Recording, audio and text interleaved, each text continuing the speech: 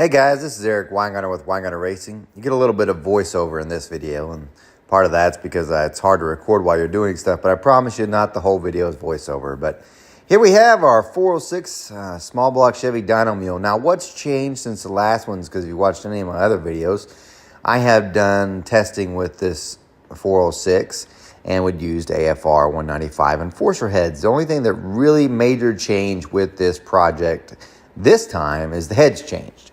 And the heads changed to the Promaxx Project X 215cc heads. These are completely stock. So these aren't my CNC Porter ones. These are completely stock. And I float all 8 ports, and I'll show that in later videos and stuff. But they flow about 300 CFM.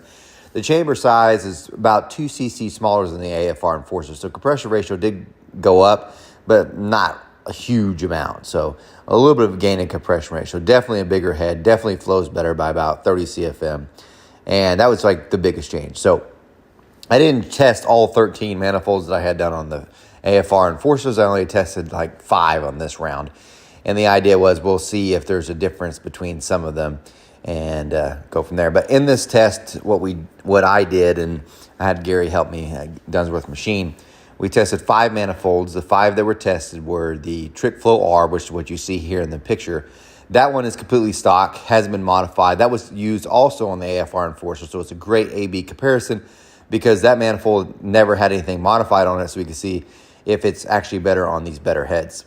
And then we also tested the AFR 4810, and unfortunately it's still back on the motor, so you can't see it. But what that one is, it's the race version. It's a single plane manifold from AFR, but it's a lower profile. So it's the same height as a Victor Jr. It's got a slanted carb pad and everything, so it's great for hood clearance. So tested that one. Wanted to do that with AFR Enforcer heads, but it just didn't come in time. So never got tested with the other set of heads, but we tested it this time. Then I also tested the Victor Jr., which was the best intake manifold with the AFR Enforcers. And then tested the Elderbrock Super Victor 2970. And this is the Dominator one, so it was not tested with the Enforcers, but so it's the first time for this one. And then also tested brand new manifold out from Chris Riatko. It's called the Hulk 23. It's a Dominator one too. Also tested a Dominator versus a 4150 carburetor, 1000 CFM 4150, the 1050 Dominator. And that's what we'll talk about, just some of the highlights of this stuff. And I'll give you some of the numbers, but not all the numbers. I'm going to do a better video later. But I wanted to give you guys, at least tell you what all exactly happened and which one was the best and actually how much power it made. Before I tell you the power numbers, I thought I'd tell you there's something actually wrong with the engine. And the last dyno session that we was on, session 3, right as we got all done doing all the testing, I went to pull out the valve covers because I was going to take off the heads so they'd be ready when I brought these Promaxxes that were tested today in this video in. And when I went to pull out the valve cover on the passenger side, there was actually water seeping out of the head studs underneath the rocker stands for the shaft rockers. And was I too concerned? No, because being this is a dyno mule, I could care less than I would normally. If this was in a vehicle or if this was a customer's engine, I'd be terrified. But being that we're just testing things, it's not that big a deal.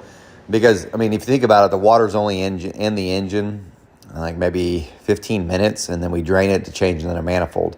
Also, which we did in this test session, we left the radiator cap off. So that it wouldn't build pressure in the system because it doesn't get enough time really to get hot. And we did that just to prevent the water from coming out the studs as much.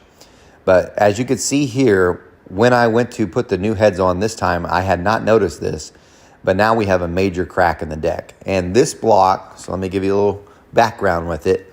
Whenever I went to do this, 1, it was hard finding any aftermarket blocks. And 2, I was just trying to do kind of really a budget deal because I didn't know, and I still really haven't paid for this motor as far as like the revenue from YouTube or anything like that. So I was trying to do it relatively cheap. And there was a machine shop here that had a Dart SHP Pro block, which is what this is. And it had been damaged in a blow up. And what they did is they put a sleeve in, which you could tell. And they also filled it all the way up to the water passages where the water pump goes with concrete, so that was filled up, and all the other machine work was done, and they offered it for a pretty reasonable price. I think it was $1,500, but that's all machine ready to go. So I thought, well, you know, for a dyno mill, that ain't gonna hurt anything, and it still hasn't. But when I went to clean the deck to put the new heads on, that crack for sure wasn't there whenever it was assembled for the first time. So this happened after, and as we're looking at it, I'm getting a little worried because my fear is that the crack has not gone all the way to the sleeve. But if it does, then it could lead water into the cylinder. That'd be one of the fears. But when we're looking at where the gasket actually sitting, it's sitting on the sleeve, so it's actually sealed up. There was never any signs of water actually in the cylinder when I pulled off the head. Of course, I didn't see this crack ever. I did see the cracks, which you can tell on the head bolts, where they're going all the way down. They go all, even though the darts are blind, that crack goes all the way through where the blind part is and into where the water is. So that's where water is coming up through the head studs. So even though I put thread sealer on the studs this time, but I should have put them on the top where the nuts were, I just didn't think about it. And we got water in the oil again, so that's why we left the pressure off of it. But this crack, even though it looks horrible, and it is pretty bad, it doesn't, no, zero signs of any water being in the cylinder at all. And we're doing some constant checks, and there's no signs of that at all. I mean, nothing. So the cylinder itself sealed up. Would I ever run this in a regular vehicle? Probably not. But for dyno testing, it's not that big a deal. Unless I start getting water in the cylinder, then I'm going to have to change and do something different. Am I worried about it flexing in the cylinders? No, because the concrete kind of holds the cylinders where it is. It ain't moving. I mean, they're kind of locked in. But I want to show you guys this. It wasn't the most ideal situation, but it seems like it's working because it never lost power either. All the pulls seem like they definitely repeated. So you can get one pull, you could do another pull with 1 horsepower, which is pretty dang close. So I wasn't worried about any of that. There's no signs of water, but yeah, there's definitely a crack. So I might try to find another block just because I don't want to do more dyno testing and be doing something cool, and then the block finally decided to let water into that cylinder, and then we got to end testing. And before you think, well, you should totally trash that, at this point, there's now 150 dyno pulls on this motor. So it is what it is. But anyway, let's get to the numbers and stuff. Okay, here are the manifolds. Now in this video, I'm only going to show you the peaks, and I know you want to see the averages and all that stuff and graphs. I will do that in later videos when it's better organized. But I will give you the peaks because you deserve that. For those that are wondering, what are you going to make another book for that? Because I made like books like this. For the big block one, I made one in the small block. I've got it on my website, wengines.com. You can go to my online store. There's a link. So go to wengines.com. There's a link to my online store. You can go there and you can purchase those books. But I have on pre-order the one for this dyno session. So you can have all those graphs. And if you want to buy that, you can pre-order it there. I'm only going to make 10 more copies than the pre-orders have. After that, they're just going to be available digitally, and that's it. So, because I got way too many books from the other ones that just haven't sold. So go to my website, wengines.com. You can go, you'll find the link to my online store. You can pre-order the book for this session, but I'm gonna give you, that will have all the dyno graphs, all the flow numbers from the heads on all the cylinder, everything. So just every piece of information that you could ever think, all the specs on the cam, just everything is in there. This video is just giving the highlights. So let's get to it. This one's the first one we started with. This is the Trick Flow R. Now, if you could tell, this intake it's new. It's been out for maybe a year, but it's relatively new compared to the other stuff. You can see it's got a humongous back runner and a much shorter inside runners when you compare those two, right, for cross-sectional areas. This did not do that great in the previous heads with the AFR and Forcer 195s. And was curious to see if this one would do much better on the Project X 215, being it's a bigger head, it's going to make more power. This one should be a bigger difference, but it didn't do bad. But it didn't do as good as some of the others. So remember that previous video I had you guess which one was the worst. This was the worst. The Trick Flow R was the worst, but not to say it was bad. So it made 597 horsepower and 527 foot-pounds of torque, which isn't that bad. I mean, it's pretty good power and stuff. But I want to show you this. This is one graph I am going to show you real quick. This right here, that red line you see here, this is with the Promaxx Project X 215cc heads with that Trick Flow R intake. So This intake was used on both this test. So the red lines with the Project X 215 heads, the black lines, the AFR 195 Enforcer heads, same intake, same cam, close to the same compression, like maybe a 2/10 of a difference in compression. That's a huge difference. And so for all those people like, the smaller the CC runner head makes more torque. It doesn't at peak. As a matter of fact, you make more peak torque with the bigger head. The 215 made more torque from, granted we started the pool like at 47 here, but the whole way. So maybe down here it could have been different, like far down here, but no. That's a huge, and by the way, that's a huge difference. So, and I'll tell you the exact numbers in a later video, but I want to say it's like almost 50. It's a big difference. So there's that. So that was the first manifold that was tested. And the reason why I put that one on first is I put it on because I thought this one was going to be the best one of all of them. Of all the ones we tested, I actually thought, in my mind, looking at this one should be the best one. And even though I've tested in the previous one, if you look at the manifold, the runners look really long. You got a lot of cross section. This one, the reason why I put it on was that this one's going to be the best. So if with the block being what it was, if we only got to make one pool, I want to see the best numbers I thought would be out of this, and they weren't. Now the next manifold is not this exact one, but I brought this out for demonstration. This is the 4811. The 4810, not this one, got to repeat it because someone's going to put it in the comments. The 4810 was used. Now the reason why I don't have it set up here is because I left it on the engine to keep the engine sealed. But the design looks exactly like this. It's just shorter. It's the same height as this Victor Jr. It's even got a tilted pad like this Victor Jr. And when we put that one on, so we went from this one to this one, 597 horsepower. So it made, even though it was that height, it made the same horsepower, 10 foot-pounds more torque from a shorter manifold. And I don't have the graph here to show you. I don't have it set up anyway, but it was better over the entire power band. There was no spot where it was, well, I think at the very end actually, between 68 and 7,000. Because that was the other thing. If you remember, the AFR Enforcers have peaked at 6,200. These peaked at 6,800. So 500 RPM increase just because switching the heads. Cam stayed the same, and the intake, when we changed from, was the exact same intake used before. So that was a huge difference. Then, because we're still at the 4150s, I tried using, and some of you might say, why didn't you try to using this 4811 on the intake? I actually brought the new one, and it didn't fit. The right here was hitting on the heads, their valve cover rail, because they got a little slot here, and it wouldn't fit on. And it wasn't the version 2, which is weird because the 4810 fit fine, but it was version 2. The 4811 version 3 did not sit on. So even though I brought one that looks exactly like this, I couldn't test it. It just didn't fit. And it could be because my blocks milled so much so the head sit down lower. But I also brought this intake. This was the third one tested. Now this is the Victor Jr. And of all the intakes tested, this one is stumping me constantly. Because you look at this manifold. I want you to see this manifold. You see this thing? It doesn't look like anything glamorous at all. Especially like you look at that deal, you're like, oh my God, that's some powerhouse right there. Then you look at this, you're like, what a piece of crap, right?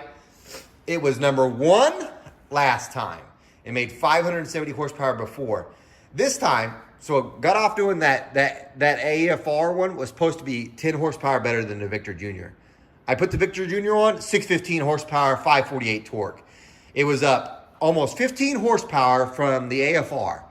And almost, it looks like 10 foot-pounds more torque from this. And the only thing it's modified, because this is not completely stock, you got to give it that, is this. That's it. It's port matched to a 1206, which, by the way, the heads aren't port matched. If I'm being honest, this one has the closest port match, and that one did. As cast, those ones lined up better with the ports and were closer than this. But this one, again, and you look, there's sharp edges here. I mean, the runners aren't even that great. It doesn't look like it's powerhouse at all, but it keeps doing well. So again, I thought, we're going to this bigger head. This thing should now, because we're turning more RPMs, got a higher airflow need, this thing should be worse. It didn't, okay? I'm going to show you a graph, though. You'll see like little spots where the other ones are finally starting to outclipse it. But this thing's a stout. and it's not looking great at all compared to any others. So if you're ever like looking at a manifold like, oh, that one's going to be the power. I mean, you look, that one looks like the one to make power, not that one. No, that was it. I don't get it. I'm still trying to figure it out because you look at cross sections, design, runner length. I'm sure if I float it with attached to the head, it's not better, but it keeps doing better. So, but this one was not the best. Something that ends up beating it. So, let's get to the other manifolds now. Okay, I moved the manifolds around so you can see them better, but there's your Victor Jr. The next one we went to is this one, the Super Victor. I tried with the 4150 carburetor just bolting it directly on because my 4150 carburetor has a slotted pattern so it bolts right onto these dominators, right? Well, the problem is I brought an open spacer. And I even got the linkage to clear over here, but it had a huge vacuum leak at the front because the spacer didn't clear the carburetor pad. Now, HVH makes this spacer that, it's not really an adapter, but it's a full hole taper for this, that it's made for a 4150 carburetor. I had one, I loaned it to someone, and I don't have it back. So I couldn't use it because that'd have been the great one to test. So instead, what we had to do with the 4150s, we put an adapter. So you've probably seen it. Let me show you kind of like this. Yeah. Something like this, all right? We put an adapter like this, and then we put, because on all the intakes before with the 4150, we'd use that AFR tapered 4-hole spacer. And so what we did is put the tapered 4-hole spacer on here. It made it 3 inches tall, and then 4150 carburetor. And we did that, it was a turd. 589 horsepower, 526 torque. Remember, that's like 20 down from that. So I don't know entirely that the 4150 was that bad. It's just that probably the whole spacers and trying to get it to work was a dumb idea. So the next thing I did was I had bought a Holley, completely box stock Holley Sportsman 1050 carburetor, 2-circuit, and I had a Hamburger 1-inch tapered 4-hole spacer, bolted that on, and did some dyno pulls, and I had to change some jets. I actually had to take some jet out of it because it was pretty fat. But eventually, changing some jets, only made one jet change, 622 horsepower, 551 foot-pounds of torque. So the best one is right here. You would have thought it was that one. I was close, but this one ends up beating it. If you look at it, that's not that much of a difference from that to that. And it's not. It's actually pretty close. But it's pretty amazing. By the way, that carburetor, even though it's rich out of the box, of all the carburetors, that one's really, really nice. Even though it's about $1,000. It's not a custom carburetor. Trust me, I'm thinking about sending it off to Mark or even the other guy, the Velocity carburetor. I'm thinking about maybe sending it off to him to have it maybe readjusted to do some things. But at this point, no, it is what it is. But it did pretty good. Now, I will say throughout the entire pull, it starts getting leaner as you go through it. So I probably need an air bleed change, but I didn't even dick with it, right? I only did one spacer with that. And then I changed the one you probably all wanted to see, which was this one. This is the Hulk 23. And of all the intakes, this one was probably the worst one to get to fit. And I don't want to blame Chris or Atco or nothing on that because I didn't purchase this manifold. One of the customers sent it in to me. But it does, I guess, say it needs some custom work to clear it, except for one thing I think really, really should be addressed. But let me show you why it didn't fit. It did the same thing that the AFR did. It would hit here and here. And the reason why is... if you see, he leaves a lot of material at the top, and I'm assuming so he can make the ports taller.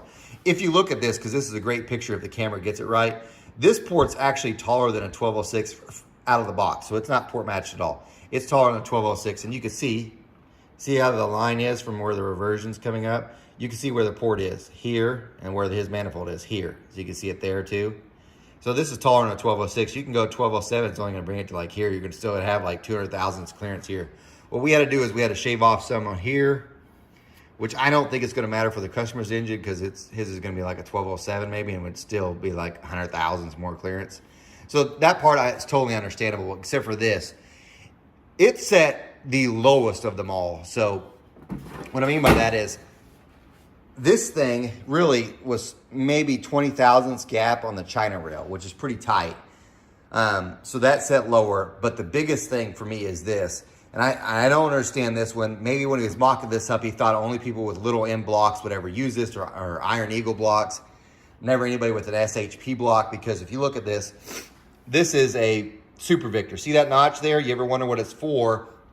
If you have a small block Chevy, you'll understand this. Right there's my oil pressure that comes up. This is a Dart SHP block. They come up right through there. Same with the stock one. And thank God, because this is my S10. If you have an oil passage back over there, good luck getting to that thing.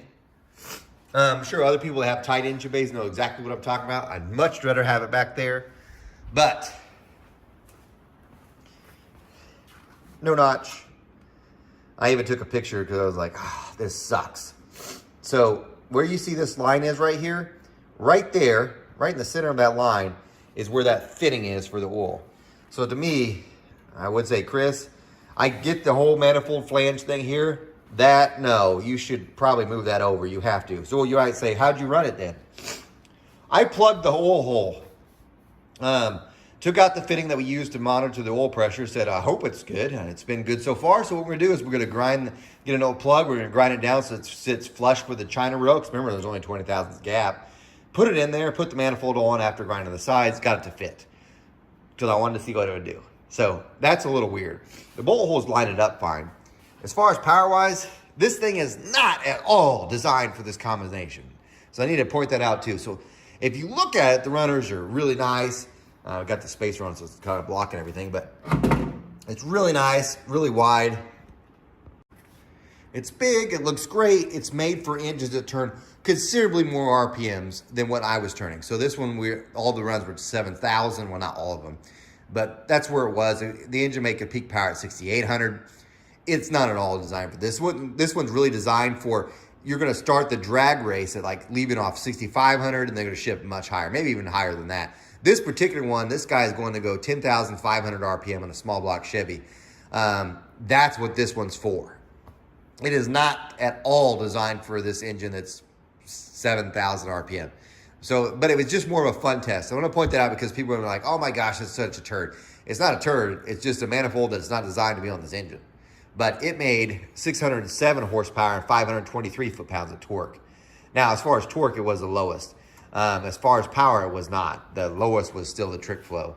And if you do the whole, if I did a graph and showed you all the difference, like as far as how much power it makes throughout the entire curve, this one's still better for the majority of the curve than that trick flow. So it was not the worst. That trick flow is actually worse than this one. However, on this one, we tested a bunch of different spacers too, which I wish I had tested on that one, on the Super Victor. So this one got tested with that hamburger one. And then I had bought a Pro Comp 2-inch tapered 4-hole. And you're like, why didn't you buy a better one? Well, one, that was in stock. And two, I didn't want to spend a fortune. I'll warn you, if you ever get the Pro Comp, it's 50 bucks. It's made in China because you could tell it's made in China. I had to drill out the holes just to get the sit on here. And then I also had to remount the, deburr the edges because there was stuff that was left. I thought it was going to be a complete waste of time anyway, but I was curious to see. It actually gained. So it gained like 10 horsepower. And this right here that you see is with that spacer, not with this one that's on it. It actually was better by about 10, which is surprising. And I'll show you a graph later on in some of the other videos. It makes me think if I tried it on this one might have got 630. So after that, I tried this spacer, which I can't wait to show you in later videos because the underside's definitely different. It looks like an anti-reversion deal. It's really neat. But there's all the results from this test. So now you know it's a huge difference. The heads made a big difference. The manifolds themselves were really cool too. And I will say this. So when we did the AFR Enforcer heads, the manifolds, if you look, the majority of them were super, super, super tight. Like the top four were within 4 or 5 horsepower, right? So like the Motown or the BMP one, the Hurricane, those ones were really tight within like 4 horsepower. This one was like maybe the Victor Jr. was about 4 horsepower better than those. But you could take the entire top, I'd say top 8, they're within 10. This deal, you got 10 off from that. So that was a learning experience. So yes, the heads make the manifolds differences much bigger. But so far, this one's still looking good even though the heads move a lot more air. So when I go to that CNC ported head, hopefully that the block lives, we'll get to see if this still is doing as good as it does. So, and just some things. But there's that. I know some of you are like, oh my God, you're an idiot. Don't tell me all this information. You should tell me more stuff. Later videos, I'll show you that stuff. If you want to pre-order the book, you can do that. and you'll get to see all the graphs and everything else that will be in later videos. So, but yeah, there you go. There's your results. Hopefully you got something out of this video. I can tell you, I can now sell you a top-end package for sure that'll make 600 horsepower. And I could also sell you one for 550 horsepower. And if you're like, well, all I got to do is change just the heads, and you can go to 600 horsepower. So anyway, guys, remember, I'm no Superman. You guys take care.